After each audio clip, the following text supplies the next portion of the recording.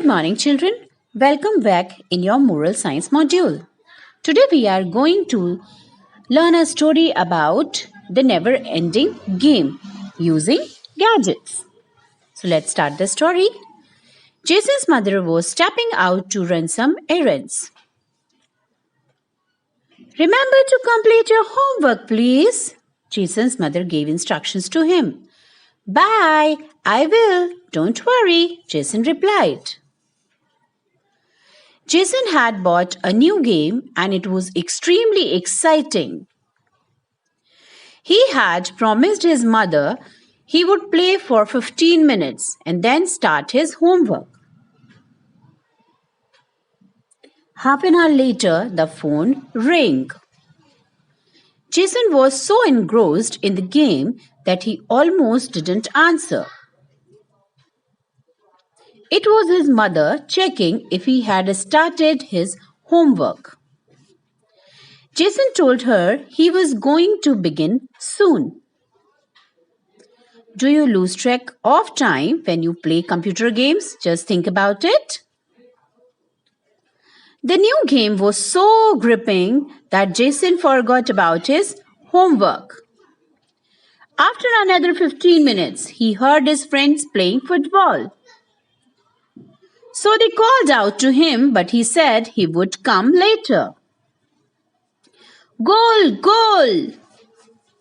Jason, come and play. Just a minute, Jason replied. Jason kept winning and he kept playing. Suddenly he heard the doorbell. His mother was home already. She was surprised when she saw Jason. Jason rubbed his eyes. He was about to apologize when his mother did something unexpected. She gave him a magazine to read. I want you to read this article now, Jason, Mother told Jason. What did Jason expect his mother to do? Children and technology. So let's see the remedies. Parents are concerned about the amount of technology in their children's lives. Children spend more and more time on gadgets every year. Today, 5 years old are laptop wizards. And toddlers who can barely walk use tablets. This is all because of us. Actually, we are providing them all these. We know that technology has many advantages. However, there are disadvantages too. Children don't get enough physical exercise. Their attention span reduces. Also, because children are busy with their gadgets, they communicate less with other people because they are already engaged in gadgets. So, how much screen time should we allow children? There is a big question. We have no sure answers and no way of knowing what effect technology will have on children. We have to just wait and watch. So, meantime, what can parents do? Here are a few tips on how not to let technology get the better of you. Because technology cannot replace the parents. So, first is work out some ground rules. Gaming may be fun. However, the time spent on gaming might be better used in other ways. Establish a work first, play later norm. Second is limit screen time. It's better to play with friends than play a computer game. Help children see the value of setting a time limit because it will make them a social person.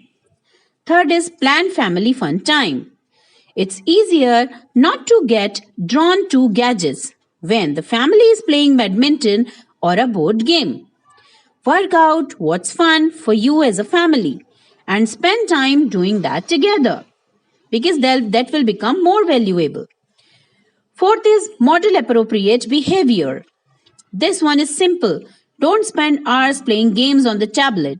If you don't want your children to be read. Encourage the habit of reading. Reading is known to increase concentration. Make sure the children have good books to read. Choose books as gifts rather than computer games.